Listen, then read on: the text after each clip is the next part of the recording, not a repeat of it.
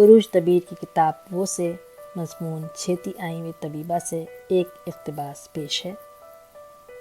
آنکھوں کے ڈاکٹر کا ذکر نہ کیا جائے تو پھر ڈاکٹری کی تاریخ ہمیشہ اندھی ہی رہے گی۔ ڈاکٹروں نے جن شعبے میں انقلابی ترقیاں کی ہیں ان میں آنکھوں کے امراض اور مسائل کے علاج معالجے میں بھی بہت زیادہ ترقی کی ہے۔ پاکستان میں تو ڈاکٹر آنکھوں کے علاج میں اتنے ماہر ہو چکے ہیں کہ پوری دنیا میں اس کی مثال کسی بھی ملک میں ملنا ناممکن ہے۔